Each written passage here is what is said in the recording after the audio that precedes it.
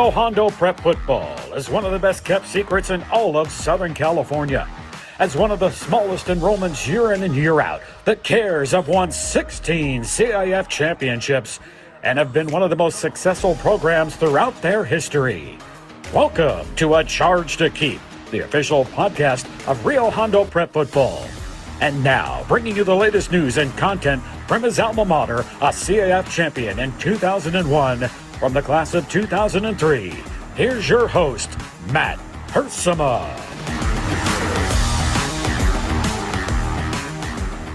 What is up, Rio Hondo Prep football fans? Hope your summer is doing well as we push through the hot months of the summer season to get us to the very important football season. Cannot wait to get to that opening game. Week 0 against Sure High School from Montebello. It'll be a great first test for the Rio Hondo Prep football program. Your back-to-back CIF Southern Section champions going for the three-peat. Make no mistake about it. That is the goal. It would be the first time we would have achieved that in the 11-man era, which is something I know this group of young men is poised to do. They're ready for that challenge. And, we chip away here in the summer with weekly episodes to get us ready, to get us in the right frame of mind to, just that slow build as I talk about for the football season. It's once summer hits, the guys are working out right now. They're in Europe or preparing to anyway, to go on that journey for some team building and some educational growth as well. And again, Rio Hondo Prep, just unlike any other program out there, a program that is small, size-wise, maybe a school that was overlooked for many years, but a team and a system and a group of people that just achieves things that are just unthinkable at times. And it was last season where we asked, what will the sequel be like after the Division IX championship over Santa Monica? Well, the sequel was way better than the original, if you will. And the Cares repeated with a victory over Warren High School in Division 7, right? A huge, difficult uphill climb it was in D7 last year, a magical run all the way to the state championship game. We know how it ended. We know all about last season. And I don't do this often. As a matter of fact, this is the first time I think in this podcast history that we will be doing something like this. But our guest today is a coach from one of the teams Rio beat in the postseason last year. Today, we're going to be joined by head coach Jason McMains from Martin Luther King High School out there in Riverside. He coached MLK to the second round matchup with Rio Hondo Prep. They had an opening win over Vista Del Lago on the road in the first round last year in the Division 7 playoffs. And although we thought maybe we'd have a rematch with the Vista Del Lago from the semifinal the year before, it was MLK where that Rio Hondo traveled to in back-to-back weeks, going to the city of Riverside in the first and the second round. Of course, the road warriors that are Rio Hondo Prep, and faced a very tough opponent in the MLK Wolves, coached by Coach McMains, as I mentioned. And on this podcast, we've had conversations with coaches maybe the week of the game, most notably last year with the Maranatha head coach the week of the game. Before, we've talked to Linfield Christian, Boron. All right. It's a special little preview of the game, if you will, and just kind of sharing about the mutual respect that goes on leading up to the game. Well, this is the first time that I can remember where we've had a coach kind of recap a recent game. Last year, I believe we had Coach Four on, who used to coach at Linfield Christian, but that was like 15, 20 years ago that he played Rio Hondo Prep in the semifinals back in 2004.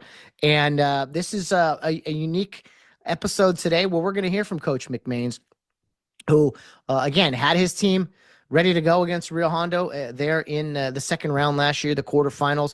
MLK jumped out to a 7-0 lead in that game, ran right over us in the opening drive, and 4 minutes in, they led 7-0. Rio tied it really quick after that, and for most of that first half, it was a 7-7 game. Rio was undersized, as always, compared to MLK and some of their giants out there, but a tough, hard-nosed game between the trenches, and it was Rio really who stepped up, making 3 fourth down stops in that game. Noah Peninari broke one right before the half for like 65 yards or something like that for a touchdown to give Rio the 14-7 lead. Rio would get the ball to start the second half, go up 21-7, and then it was Rain Pollock late in the game with the pick six to seal the deal to finalize things 28-7 for Rio Hondo, their second consecutive road win in Riverside to start the playoffs. But I can honestly say, in the opening round game, there were some issues I won't go into, but I got to applaud MLK, their coaching staff, their administration, nothing but class all night long. A great experience, a good football team that we played that night. And although it was 28-7, make no mistake about it, that was a hard-fought game. MLK moved the ball on us. We bent. We did not break. But the reason we're having Coach McMains on is that him and Coach Carson, I guess, connected in the springtime. Coach McMains ran the All CIF meeting for Division 7 and kind of connected with Coach Carson just to talk about what we do. How in the world do we have guys play both ways? How do we compete as undersized guys out there playing big schools and such? So I thought it was an opportunity to reach out to someone like Coach McMains, since I have so much respect for his program. I know Coach Carson does. They've met up and had a lunch or two to kind of talk about football and things. And it's just we have a lot of people on this show who we bring on who we talk about the history of Rio football and why it's special and our connections to it. Well, I always find it interesting, unique, entertaining, whatever word you want to use, when we come across someone that has no affiliation with Rio whatsoever, yet is wowed maybe by what we do. They've heard of us, but in person, it's just different. And that speaks volumes and is a tribute to the program and what we're doing, because I always wonder, I know what we stand for. I know how we want to play.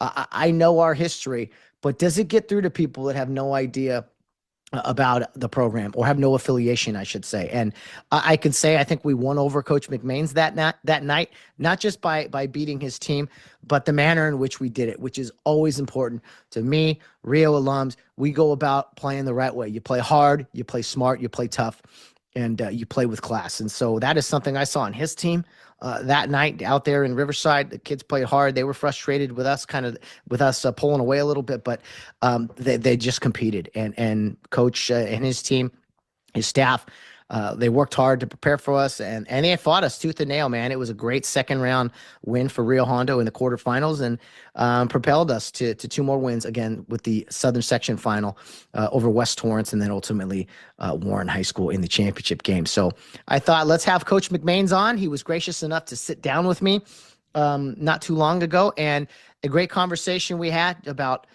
Rio football, his perception of that, of course. We also talked about his program. He's been there 4 years now. This wasn't the first time he's come across Rio Hondo Prep. He actually used to coach against Rio when he was a junior high coach at Riverside Christian, and which would become Carnegie ultimately. So he knew of Rio Hondo, and I think that night he learned a little bit more about what Rio Hondo is, and that you can't always judge a book by its cover. You can't project a team who gets off the bus or the way in which they warm up and things. So a fun conversation. I'm looking forward to you guys hearing. I know I try to go with themes in my summer, especially in June. We talk to Coach usually after graduation, Coach Carson, that is. And then this year we're talking to our medical staff, all the alums who contribute to the medical side of things, the different doctors we have on our team and sideline and everything. But I thought I couldn't pass up this opportunity, and I figured you as fans would want to get a taste of this and to hear from Coach McMains, who had high praise to say, some funny stories, some good stuff in here that I know you guys will find entertaining and get you fired up and ready for this upcoming season of Rio Hondo Prep football. Again, we try to turn the page and move forward to what's coming in the next few months with the regular season and the postseason and all that. But it was a fun way to look back on last season and recap a great night.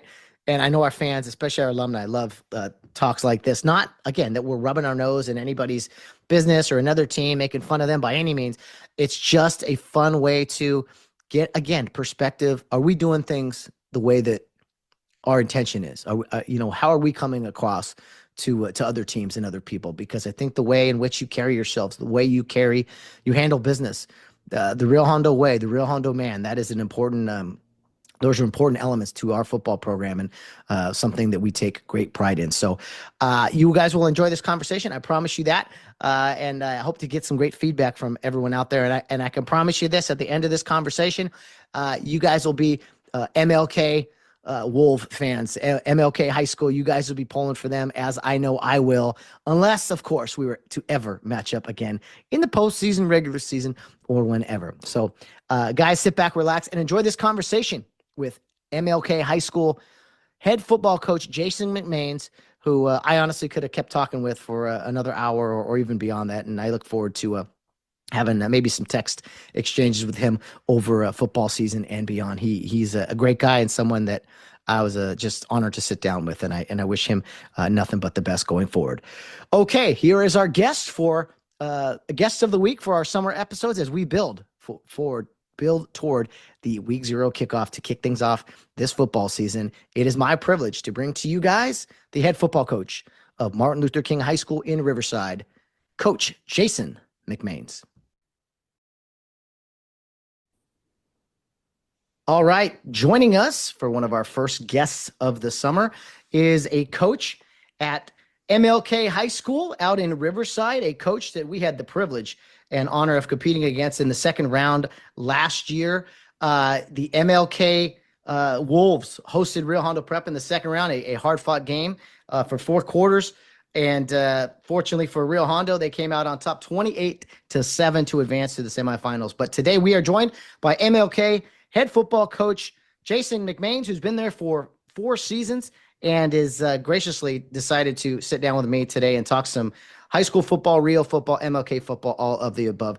Coach McMains, it is a Friday here in May. I don't know if this is the unofficial start of Friday Night Lights, but I'm happy to have you with me tonight. Hey, it sometimes it never ends, right? But glad to be back. Thank you so much for inviting me. Going back to that game, obviously, unfortunately, we are on the losing side, but it was such a great football game. Two really good high school football teams going at it, like the playoffs should be. Obviously, you guys had an incredible run that I was able to sit at home, unfortunately, and watch. But you guys did a great job. Congratulations on the CIF championship, and so close on the state championship, right? But Man. definitely CIF champions, and you guys deserved it. You guys were by far the best team in that division. Well, we appreciate the kind words. It's fun. It's unique. It's refreshing to talk to. I can't even really call you an opponent. We were that night, but Coach Carson has talked to me, behind the scenes, and said what a great interaction you guys have had. That's how you and I became in contact. So if you would, we'll talk about the game. We'll talk about some of the other things, but just you and Coach Carson directly in communication, how that all came about, and how you guys, I don't know, had a conversation or two since that game. Yeah, it really started at the All CIF meeting. Obviously, I had so much respect, obviously, during the week watching his team perform throughout the season leading up to our game. Obviously, so much respect, in the 48 minutes that we played against each other, and how, his team played and played. You guys just don't go both ways. You guys go every which way. You got your kids don't come off the field. So very impressed with that. Unbelievable. I didn't want to bug him during the playoff run at all. Obviously, he's focused on that, but definitely, as part of my self-reflection after the season, I always like talking to head coaches and just pick their brain. Things that they might have seen, or things that I can take away from them. I know King High School, is relatively a big school as far as numbers and everything. But I started at Rubidoux High School, Riverside Christian. I was even at the Notre Dame High School, Citrus Hill, and so I've been a part of smaller programs as far as number wise. And so I just wanted to see how he does it, man. What's his routine? How does he organize things? What's his practice schedule? How does he manage to have a small group of guys so ready, prepared for a football game, and conditioned to do that, like, how do you go good on good, when, ones versus ones, when your ones are going both ways, what are some of the things that you do at practice to get these guys ready, for a game, so, I just like I said, I definitely want to sit down with him and pick his brain a little bit. See, kind of possibly what are some tendencies he saw from us in the game? How did he prepare for us? Mm. And I told him, like, hey, you don't need to give me any secrets, keep them because I plan on playing you guys in the playoffs again, and I want to beat you guys, So by all means, don't, keep the the numbers and the analytics yourself, but what are just some things that you can give me some insight on what you saw from us, if you don't care, and he gave me a Yeah. little bit, but he also said, well, I'm not going to tell you everything because I plan on playing you again Yeah. and beating you again. So, but that's all mutual. And that's, like I said, that's a great thing about sitting down with a guy that you respect, Mm. and just kind of bouncing off ideas and just hearing, how he does things, No, for sure. I love always seeing like, NFL coaches interviewed and, before the Super Bowl, for instance, they're talking and interviewing or guys who've had battles against each other and kind of reminiscing and talking and sharing things. That's some of my favorite television, favorite things to interview or see interviews. And we get to do it here at the high school level. What was there anything that jumped out to you when you talked to Coach Carson about some of his answers to some of your questions or like how do for instance, how do you get guys to play both ways or how is it you guys warm up or anything? Was there anything that kind of jumped out to you that some of his answers? well, I'd say the way Coach Carson and his staff prepares the guys, what is very impressive, and just some of the drills that he was talking about that they do to get them game ready, right? But not obviously being 11 on 11 with good on good, scaling it down, to more just half line stuff, and trying to get as best good on good as possible. And it's no secret, but just little things that he does throughout the week, from a Monday, Tuesday, Wednesday, Thursday standpoint to get those guys physically ready to play. I mean, I think that's the biggest takeaway I have from the game is how physical you guys are, at all positions. You guys play fast and from the line that's going both offense and defensive line, they get after it. Linebackers, running back. Noah is just an unbelievable player. I like one thing that stood out too is how, he saves players, and their legs, during the season to build up through the, fulls like, not having Noah, be a 20, 30, carry a game guy early in the season, but Yeah. let him build up to it. I thought that was, pretty impressive. Like high school wise, you got a stud. You want to just feed him the ball, But Coach Carson's not thinking that. Coach Carson is thinking long term. Not just the first 5 games, not just league, but just gradually building up. So Noah and the entire team is at their best. So I really took a lot of that stuff, and just his day to day, routine throughout the season. I thought was pretty impressive. Yeah, yeah. Mark's been at this a long time. I know he looks very young. As we're recording this, he's 49. Well, he will turn 50 on June the 7th, I believe it is. So don't let the boyish charm fool you. He's an assassin. He pushes those guys. We love him for it. And I've coached with Mark, or he coached me at one point, and we're always dissecting the game and talking years ago about Oh what yeah. if and different things. And he's put his heart and soul into this, and he was born for the job. So does a heck of a job. It's so fun to hear other coaches talk with him and kind of, he put Rio Hondo Prep, I think, on the map, even though there is a great history there. So it's fun to hear again that he's doing it the right way because we know that for sure. But you look at that game, the second round game. You guys beat Vista Del Lago, who we beat in the semis the previous year. We thought, oh man, rematch, here we go. You beat them. I want to talk about kind of three phases, if you would, of that Yeah. second round game. Um, what you saw on tape before the game, what you saw from us maybe before the game, in warm-ups or just, getting off the bus or whatever. Yeah. And then, of course, what went on during the game. If you could talk about those three phases and kind of blend them together. Because those three phases are interesting throughout the week, right? So, and this is why I think, I'm honored to be on this, podcast with you because, it definitely gives you a perspective of your great program. So I'll be honest, and this is, from a high school coach, and I even told Mark this, like, I had the hardest time, watching film of you guys and really figuring out what type of team you are. Like, I know, like, from a schematic standpoint, we knew what you guys like to do. Offense, defense, we broke it all down. We had our scouting reports, all that stuff. But, you know, throughout the week, it was like, okay, they beat Ramona. We beat them the previous year. I know they had great success, the previous year in Division 11. They won the championship. And like I said, I got a lot of respect for Coach Mashinsky and everything.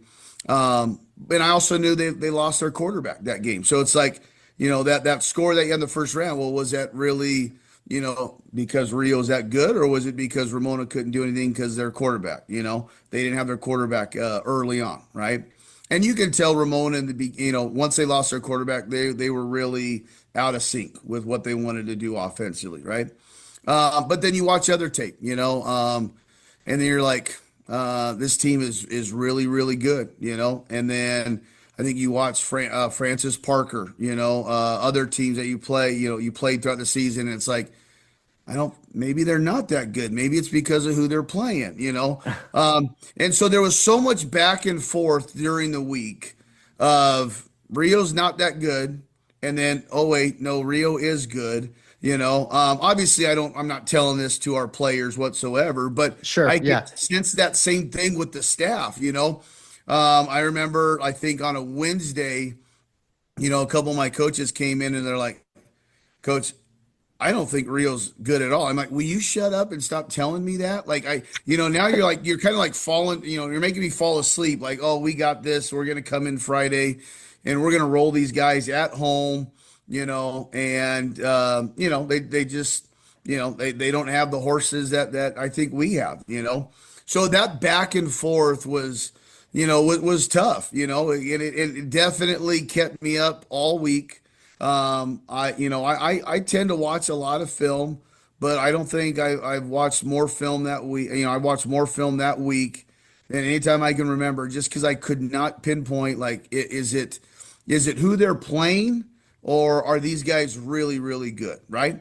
So that's phase one, right? Like, obviously, I'm gonna prepare the same way as these guys are, Division One champs and the toughest opponent we played, right? That's obviously but inside, as I'm watching it over and over, I just could not grasp, is it who you're playing, or are you guys really, really that good, right? Obviously, you're really, really that good, and we found out. So then take it to phase two and warm-ups, which I think me and, Mark had a good laugh at this. Like, of course, it's, there's guys out there throwing the football around, no pads on.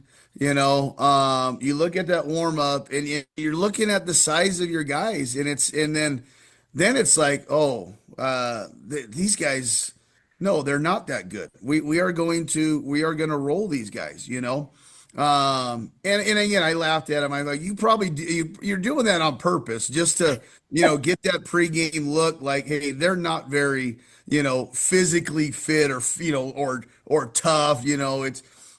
So, you had that phase, and then obviously as the game goes, you start to realize, okay, the thought of these guys being really, really good is there, and they show it on the field. Like, Noah is obviously so impressive, but, 42, the linebacker, Hayden Holcomb. Yeah. Holcomb, that's right.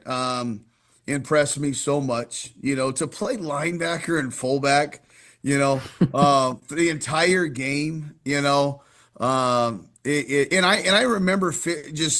I remember like really looking at him because he impressed me on tape. And just looking at him pre-game with no pads on, and I'm thinking, well, I'm not impressed with Holcomb, physically, I liked what I saw on tape, but like I said, it goes back to, well, maybe it's just because, of who they're playing, preseason and so forth,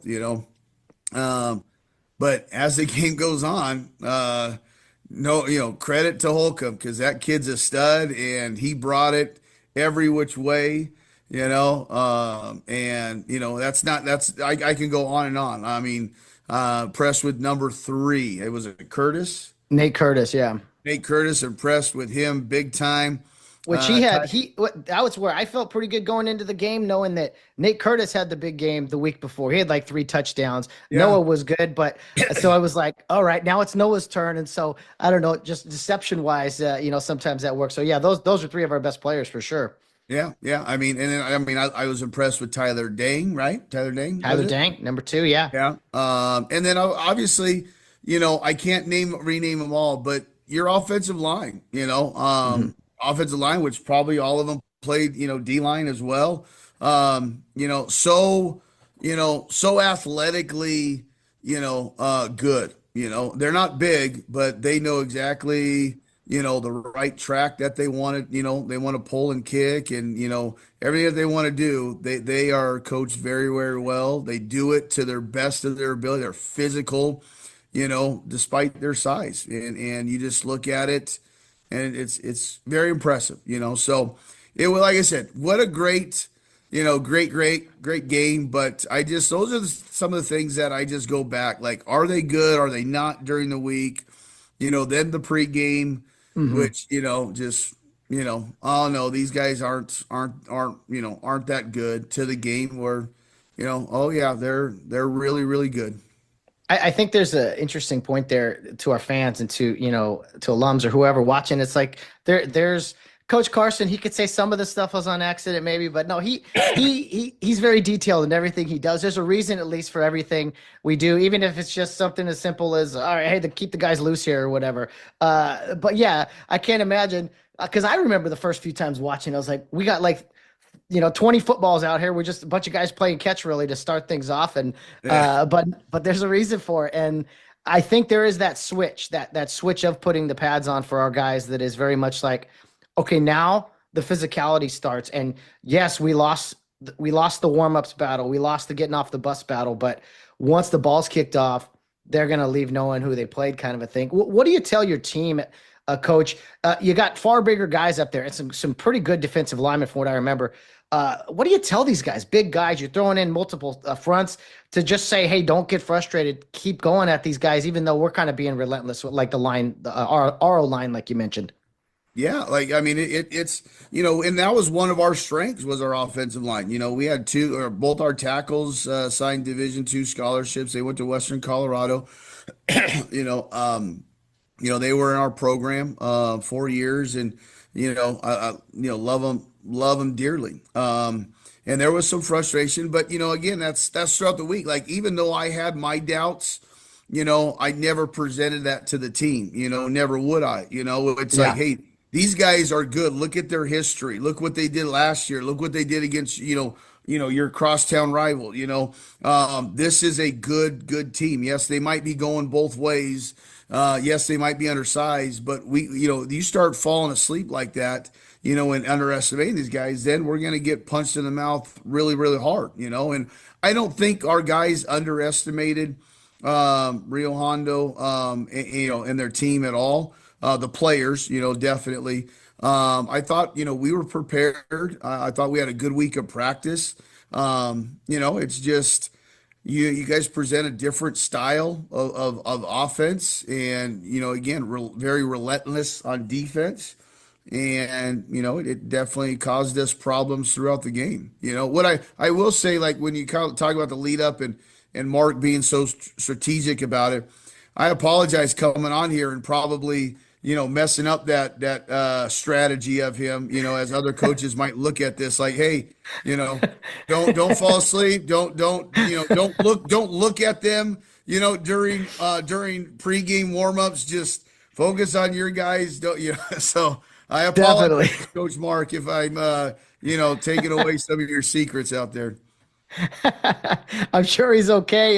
That's another thing, Coach. Like a lot of what we do, like Mark's big thing that when we talk in our weekly interviews is like, there's no secret to what we do. We run the ball a lot. We try to do it well. We try to be very physical on defense and get takeaways. And if I remember from that game, it was 7-7. You guys scored right away. Yeah. Right up the field on us, and there was a little uneasiness on the fans at our sideline, like, oh man, here we go. And I think I remember your chain crew saying something like, "Man, how these guys, beat Ramona by 35?" Not mocking it by any means, just a natural comment. And so when we then tied it, it was 7-7 most of that first half. And the big game changing play there was Peninari Noah breaking one off. I don't know, 60, 70 yards right before the half. Yeah. No, that was a big one. And if you recall our second drive, we had a questionable, we'll take it, roughing the punter Roughing the penalty that gave kicker. us an automatic first down. I think I saw Coach Carson a little furious about that call on the other side. Yeah. But we took it and we were driving, in that second drive, and I thought, okay, we're gonna go up, we're gonna go up again, we're gonna 2 for 2, and we had, I think it was like 4th and 2, Yeah. and we had it. Our running back, we hit the hole. We had the first down, and he got kind of stuffed past the chains, and then he bounced it back, and he went backwards. If Yes. he would have just fell down, we would have got the first down, and who knows? But then he retraced his steps, got tackled in the backfield, and it was turnover down. But we had great field position, you Hmm. know. But that's where it's like, what you guys do so well. You kind of put pressure on the other team to really, try to score quickly and keep, because you're going to have limited possessions throughout the game that you got to take advantage of. So Yeah, yeah, for sure. And I mean, that was huge for us. I mean, we do throw the ball occasionally. We have some hurry up offense, but that's exactly what the doctor ordered for us was, toss play, breaking it. So, and yeah, the big play, yeah, I think we stopped you guys three times on fourth down, which was huge. And then, yeah, Noah, the biggest thing, as we talked about off the air, was not only did we score right before the half, but then we got the ball back, and yeah. that really changed the game because I believe we scored on the opening drive. So You scored it on, so yeah. it went from 7-7 going into the half, brand new game, to 21-7 real quick. And those are that it all happened in a blink of an eye, really.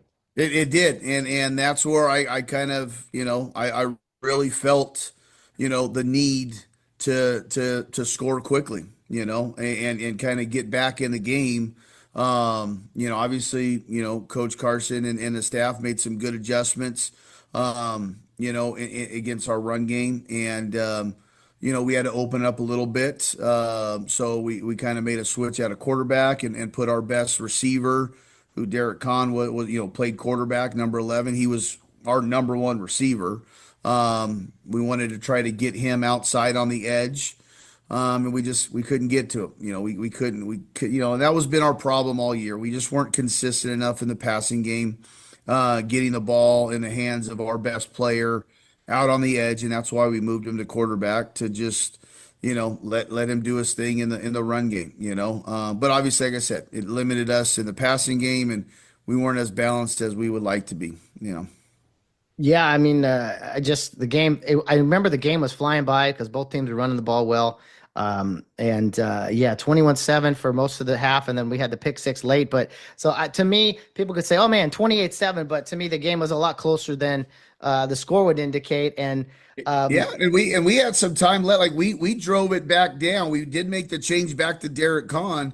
yeah, I want to say early in the fourth quarter, and we drove it all the way back down inside the goal line. I think we were inside the 5, and got stuffed on fourth down. I mean, like I said, great tough defense. And again, that's where That's where you earn a lot of, a lot of respect for Rio Hondo and the kids, because here we are in the fourth quarter and they're making stands like that, and that's why you guys are the CIF champions, well deserved. Well, I appreciate that, Coach. Your fourth season, you're going into your fifth. If you could talk to us about MLK and just kind of your time there, maybe what some goals for the program. Is the school's been around a while, or is it relatively new? I Yeah, can't no, remember. it's hit its 25th year, in existence, and so like I said, I just ended my fourth year, started my fifth year, so that was another thing that made it so special. Was that that was my fourth that was my 4 year seniors. Those were those kids I started at King with, and it was emotional, to end the season like that. But so thankful, so honored to be able to be here and coach those guys. They did such great things for our program. I got hired late after the spring COVID season in the summer. I didn't get hired until July of the 21 season. And this freshman group came in and not knowing what to expect. We had a lot of, we had to just kind of really get things going quickly because the season was really right around the corner. We had no spring ball with these guys. We had no summer, fall. We were just right into fall camp with these guys, So they bought into our our program, our core values of what we want our program to be. And, they walk away with being the most successful, 4 year group in the history of King. We've been fortunate to be in the quarterfinals the last 3 years. We made it to the semis 2 years ago. Lost a heartbreaker in double overtime by 1 point to El Dorado. And then obviously, losing to you guys in the second round, but like I told the guys, that's, things like that happen, but what we want for our program, we can see the change to happen. We can see the progression that we want. I think I did the numbers, we're one of 25 schools in the southern sections that have been in the quarterfinals 3 years in a row, and I Wow. believe you guys might be one of them, right? If I'm not mistaken, Yeah, back to yeah, that back. sounds about right. Yeah, we have been in that round a few times the Yeah. past, let's see, since 19 or 20, whatever it is. A couple things on that note, I want to ask you kind of, in regard to your success and your program, like without this new competitive equity model in the CIF, our two schools would have never faced each other. Unlikely anyway, just with the enrollment discrepancy and yeah, I don't know. What are your thoughts on the current system? Do you think it's improved it all over the years? Mark has just kind of said, well, this is what we got to deal with, and he's, putting his best foot forward. But what do you make of this and it putting together matchups like we saw last November? I mean, I love it. Like you said, like if it wasn't for the competitive equity, we would have never played, Yeah. I love it. Because you get the different matchups, obviously. It is different because, we lose out on, some Riverside rivalries, that we like. I mean, I know we played Poly and we played North, in our district, but we play Ramona occasionally, but not all the time. And, obviously we could have possibly met up with them, in the second round. If they were able to beat you guys. So we are looking forward to kind of maybe possibly that matchup too, in the second round.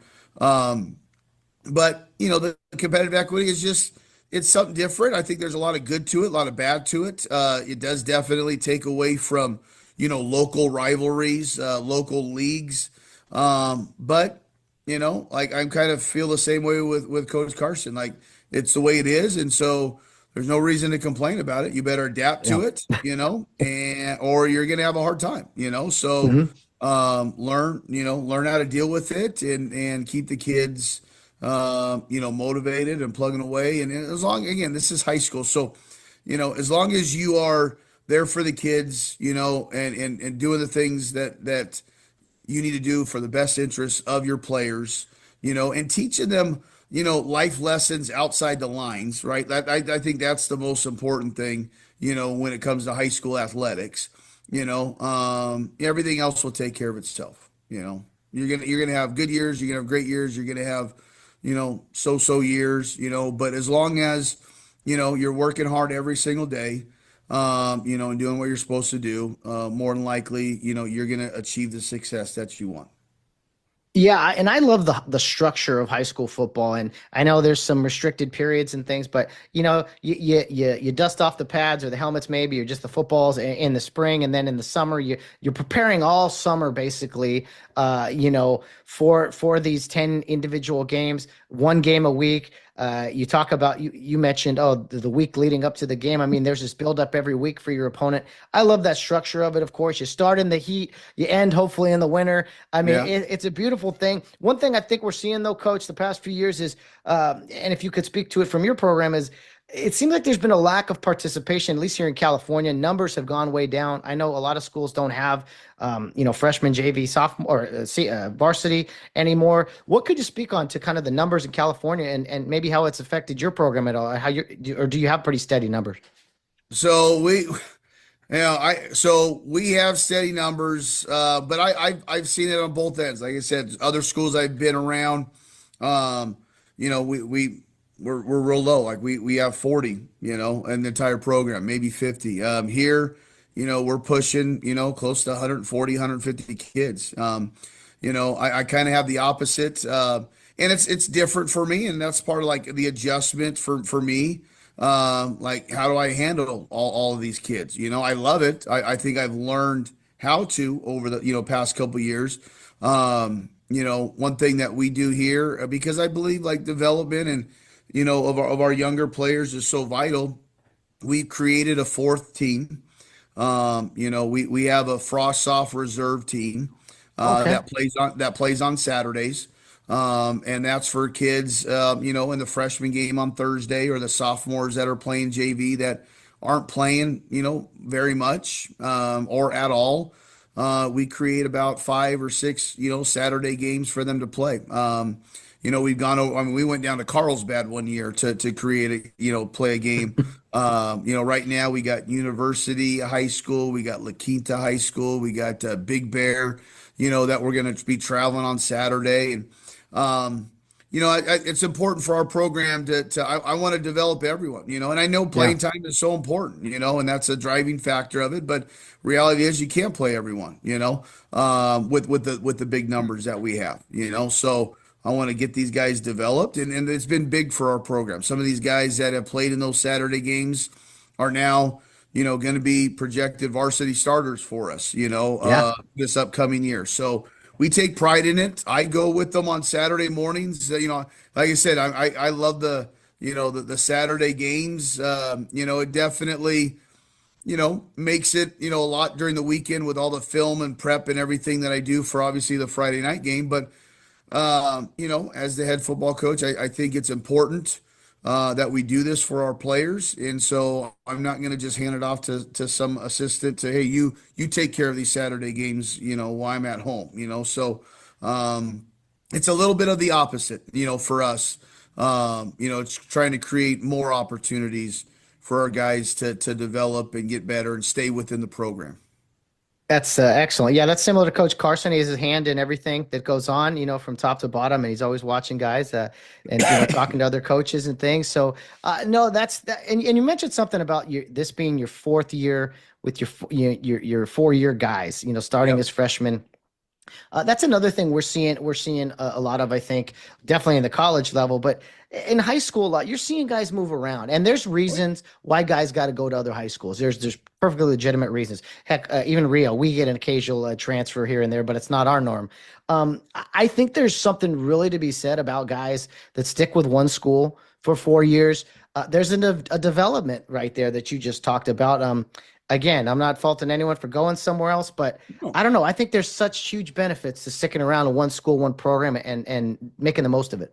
Well, I tell my coaches all the time because it's so easy to get caught up in, hey, this guy's thinking about going here, like, look, I'm the head football coach at Martin Luther King High School, and I'm gonna put my heart and soul into those kids, and that's it. I'm not gonna worry about, who's leaving, who's coming, and we've had our, we've had our number of players, leave, hey, I wish them the best. No hard feelings. If you feel like that's best for you, this is like same thing with the competitive equity, with the whole NIL and the transfer portal.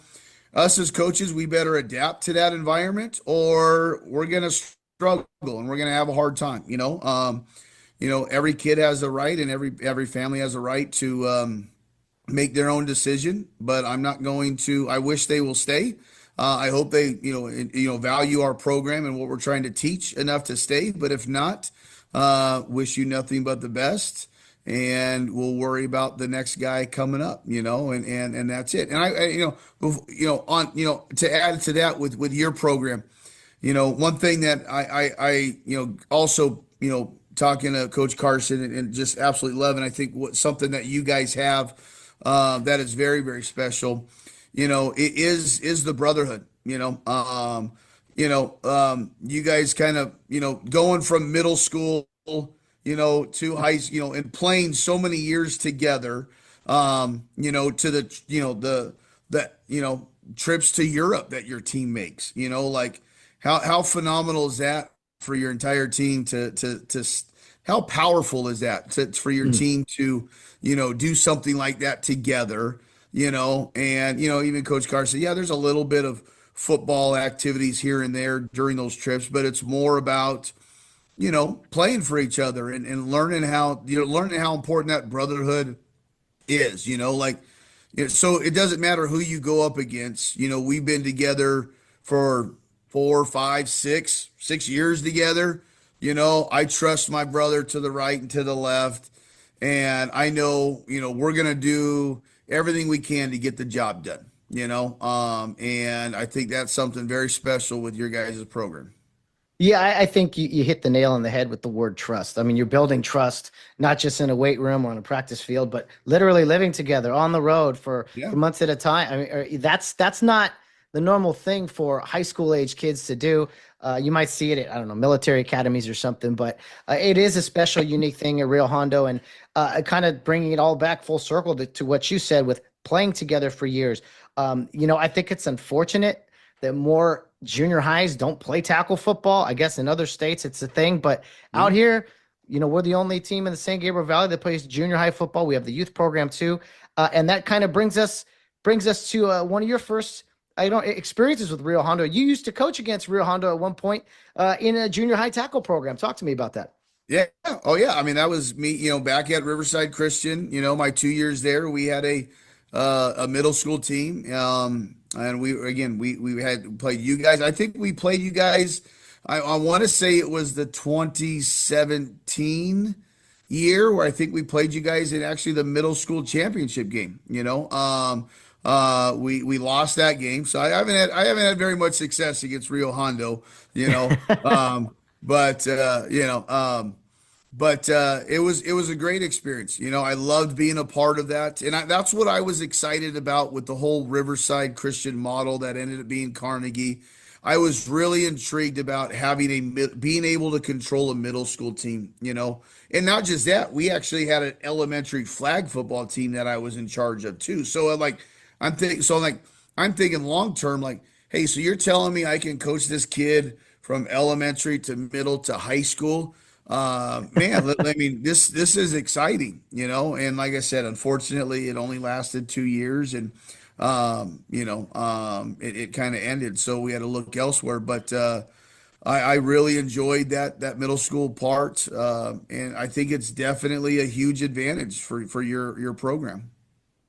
If you could fill us in briefly on because there's a history with Riverside Christian, not just in junior high. We played them a couple times in eight-man football, some championship Yeah. games, and one of our varsity championships actually was against Riverside Christian back in 2011, I think. So, what exactly happened? You said they became Carnegie; they just became a different school.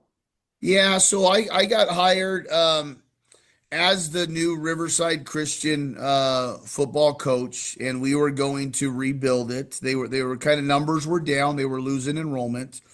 What I didn't know is they were in the process of, during my hiring, that they were in the process of being bought out.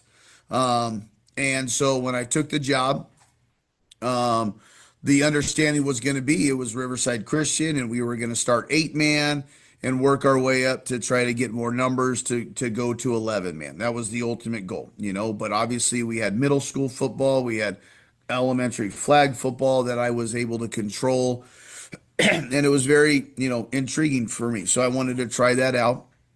Um, then Carnegie, the owners of Carnegie came in, and they wanted their vision was to be, a modern day or St. John Bosco, and I'm like, Wow. oh, okay, I mean, that this is what you say, then how are you, help me get kids in here, what are you going to do? And obviously they had this plan, and they brought in a bunch of international kids, and it worked for the basketball team.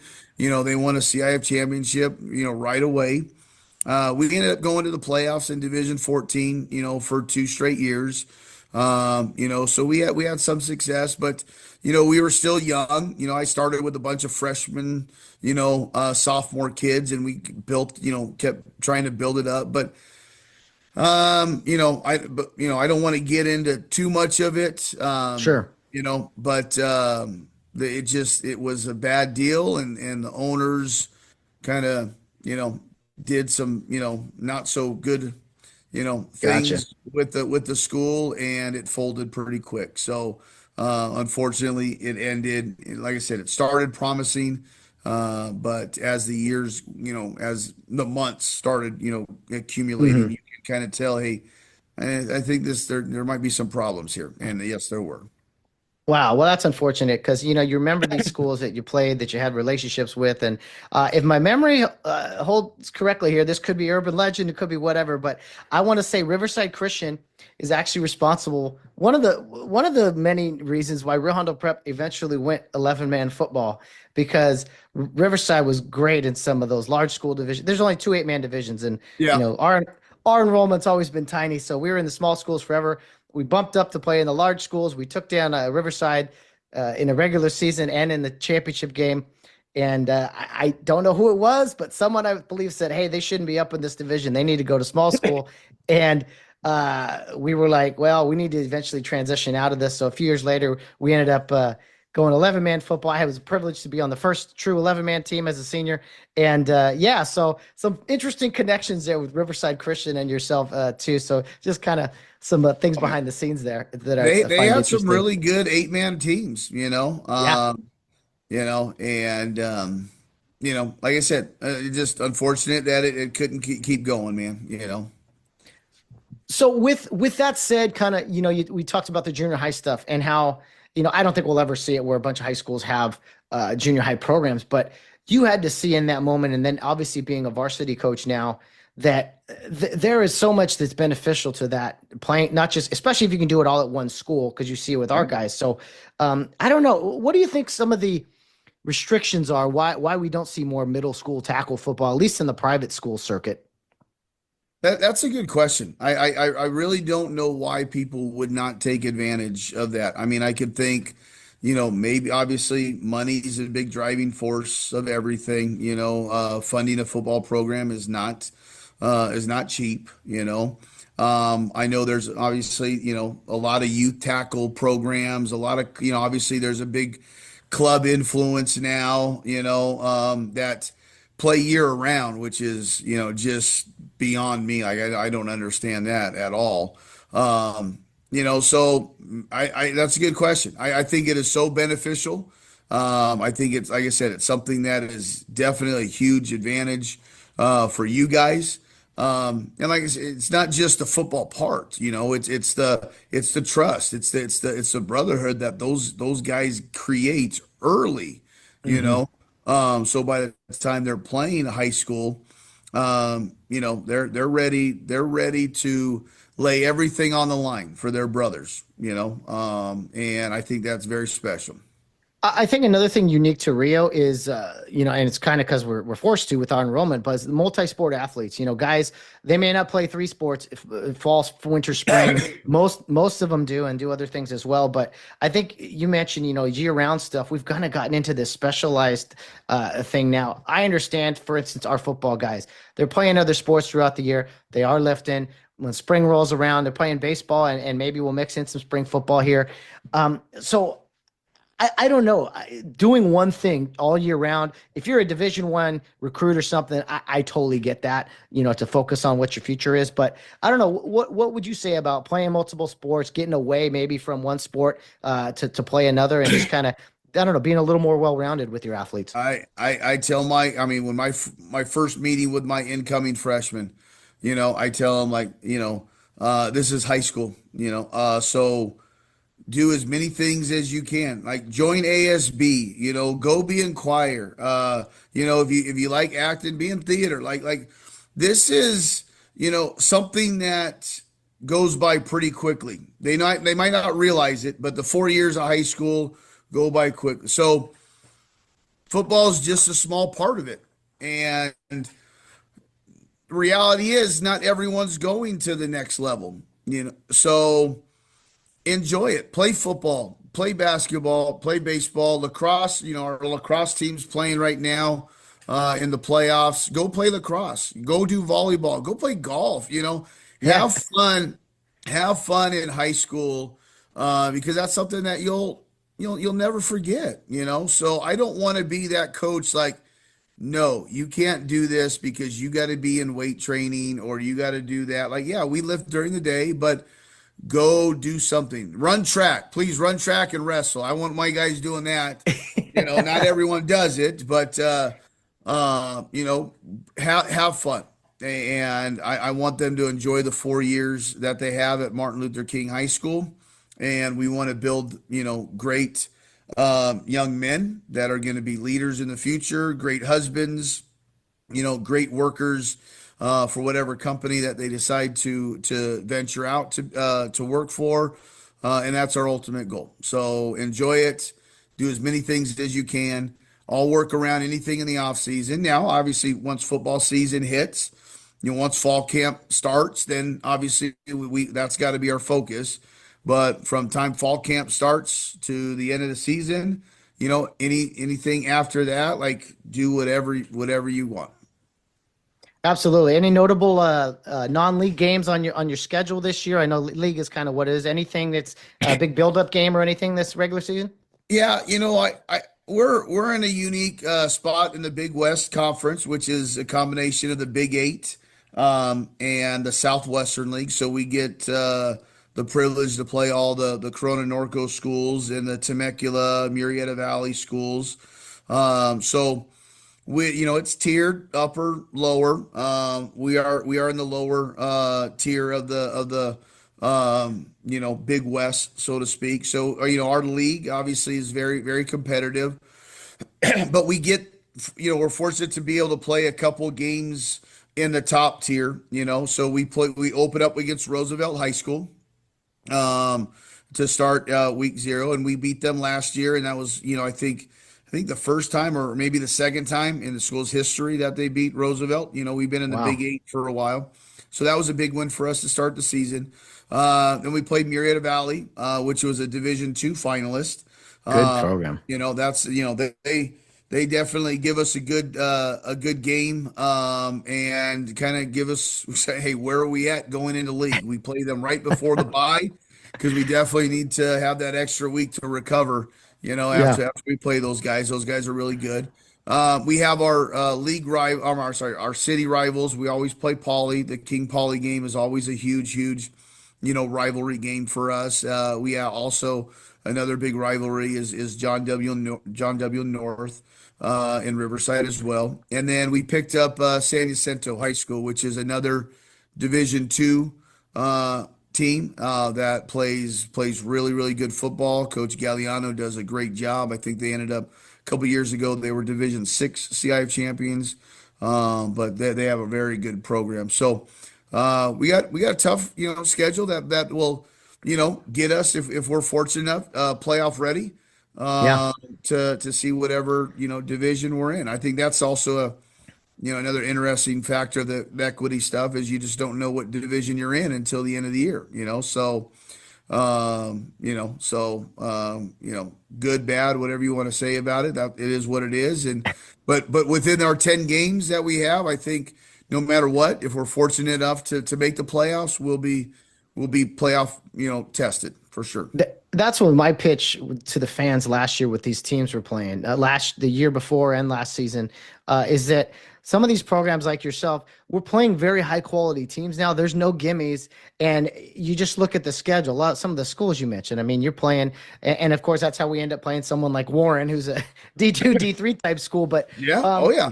yeah, I mean, the Rio Hondo has had to, they've been forced to elevate their game, like it or not. And I don't know. I consider pressure being a privilege kind of a thing, and just these opportunities and to play schools like yourself.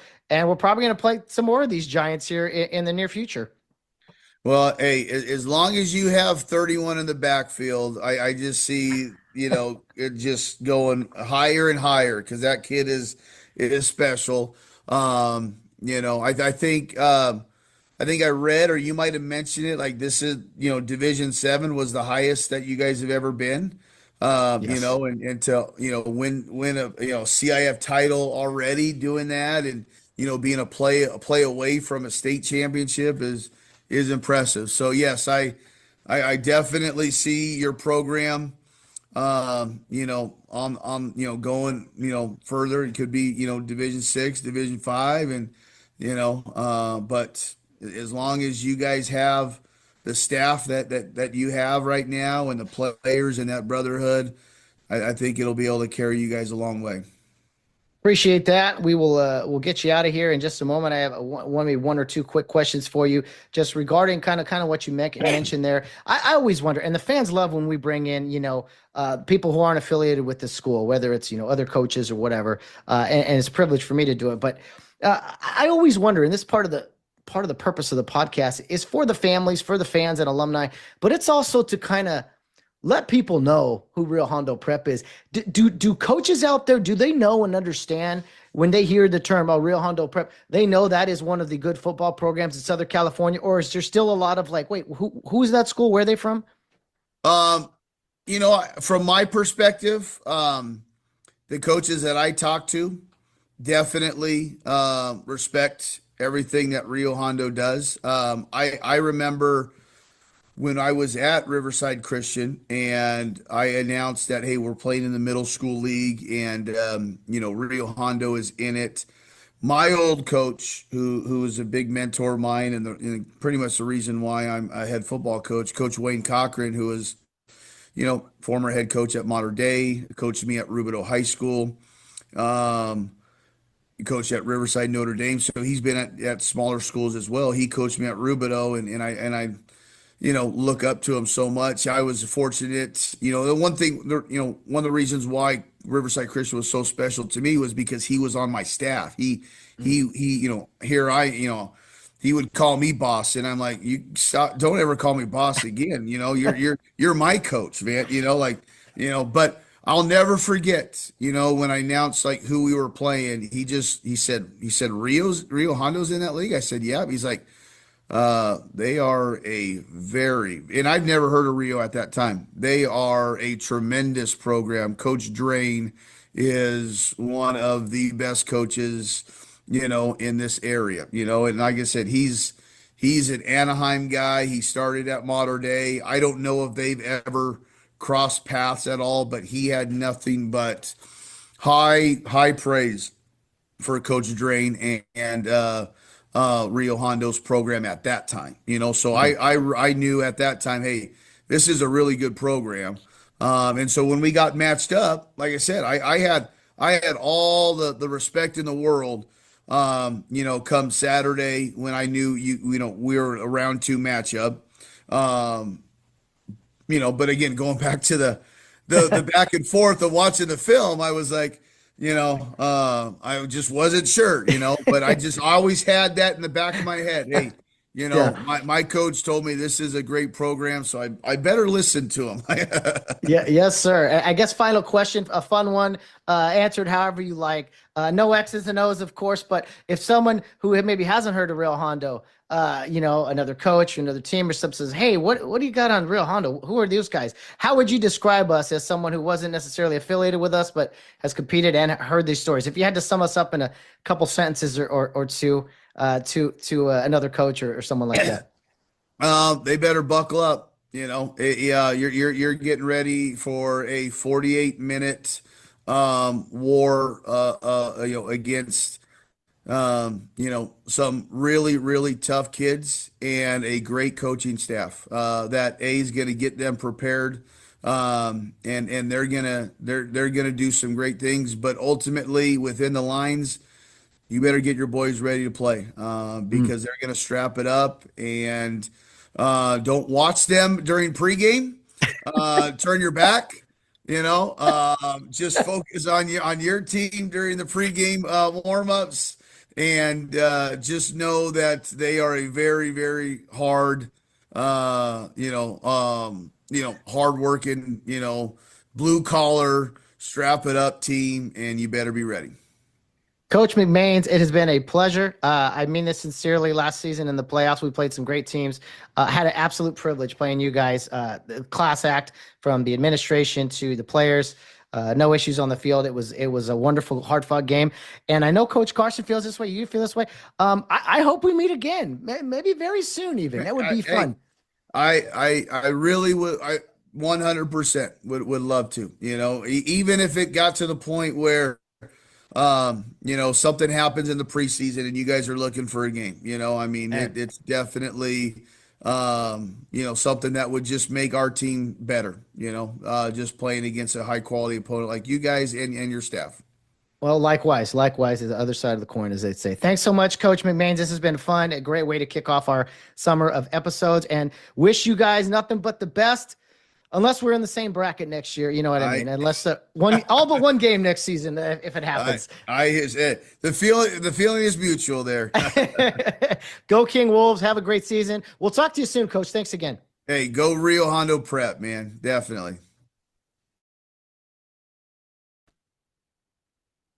Well, thanks again, Coach McMains, for coming on the podcast. It was an absolute privilege and an honor to have you on. And he talked about being on here and what an honor it was for him to come on and talk. And I was just humbled by that, appreciating his time that he wants to come on here and talk football. It's not easy. I'm sure talking to the team or the people that got the better of you last year in the postseason. But, I think that speaks to his character, his team's character as well. And I think Rio Hondo's the same way. When someone beats you or, they do something better than you, hey, that should be your nature, not be bitter, but to get out and be like, wait, how do they do things? What can we do better? And so I think Coach Carson, that's a big tribute to him, as he's always learning better ways to do things. He has a plan for everything. Everything matters out there. And so, again, it's a tribute to great coaches like Coach McMains. And it should show you guys really that the level of competition that Rio is playing against, they are competing and beating teams like Coach McMains and his MLK Wolves. I mean, that was a good football team last year. And most of the teams we beat in the playoffs, great football teams. And so he mentioned his schedule there, the teams that he will be playing this upcoming year and who they play in their typical year. And so you're getting a real taste of the level of competition with Rio Hondo as in regards to who they're playing and the level at which Rio Hondo has elevated their game. So for so many years, Rio Hondo alumni and players, we always wondered, like, how high could Rio Hondo play? Could they play with some of these schools and the competition and everything? And I think the past few years, it's gone without saying that, yeah, Rio Hondo is a premier program in Southern California and belongs in the conversation up there. Maybe not with the Modern Days or Boscos of the world, but definitely with some of the better programs out there. And to MLK, we wish you guys nothing but the best moving forward. Can't wait for our paths to cross again. And to Coach McMains, not only for agreeing to come on the pod with me, but for being so gracious and all the kind things he had to say about our football program. It's a tribute to our players, coaches, fans, alumni, families, everyone. And again, to MLK and their administration. I remember significantly that night. First class operation all around, kind of helping us as soon as we arrived and all those things, opening gates and just, I hope our paths do cross again. I hope you guys enjoyed that and are ready for more episodes here in the summer as we build towards countdown to kickoff, if you will, builds towards the regular season. The 2025 season is upon us. It'll be practices in August and all that. Before you know it, summer's great. Some of these conversations I put out to you guys on Fridays to kind of get you in that Friday night attitude, Friday night mindset, we'll say. Of course, we have a great 4th of July episode we put out again this year that I think you guys will appreciate very much. And then, we'll see if we can talk to some of the families again. That's kind of the blueprint, if you will. Once August hits, it's kind of a lot about the practices and the current team and things like that. But until then, we're going to talk a lot about the history of Rio, talk to some great former players, alumni, all the above, coaches, everything you can think of to get you guys in the right frame of mind. New episodes all summer long, Friday nights. Be sure to subscribe and follow us on social media. Charge to Keep on Facebook, Instagram, Twitter, our YouTube, and Rumble pages for you to watch the podcast. Great videos and things there. A lot of options and great ways to follow the Charge to Keep podcast. And for those of you who are new listeners, welcome. And we hope you will subscribe and follow us so that you're with us for everything Rio Hondo Prep football all season long, all summer long, as we go into another season. As the Cares, hopefully, will be pursuing a three-peat and chasing a little bit of history in their as far as their great history goes, doing something that has never been done before, as they have kind of continually done the past few seasons. Coach McMains, thanks again, and to the rest of you guys, look forward to putting more content out for you guys next week. Again, new episodes all summer long. Do me a favor, subscribe to the podcast. Subscribe on anywhere you listen to podcasts, YouTube, Rumble, as I mentioned. Share this stuff with other fans out there. Let's keep this thing growing. I know there's fans all around the world, really, alumni and things. So I know we can get even bigger. Let's try to do that. My challenge to all of you, each and every episode, maybe, tell one person, tell one family member, hey, subscribe to this podcast on YouTube, follow them on Facebook, whatever. I think you're going to enjoy the content that we put out, again, all summer long and, of course, all football season long. Thank you to everyone. We'll be back next week with another great episode. Can't wait as we count down to kickoff 2025. And in closing, guys, your friendly reminder, as always, Rio Hondo Prep football, humble in victory and gracious in defeat, because we always have a charge to keep. A charge to keep I have, a God to glorify, a never-dying soul to save, and fit it for the sky. Arm me with jealous care, as in thy sight to live, and O thy servant, Lord, prepare a strict account to give.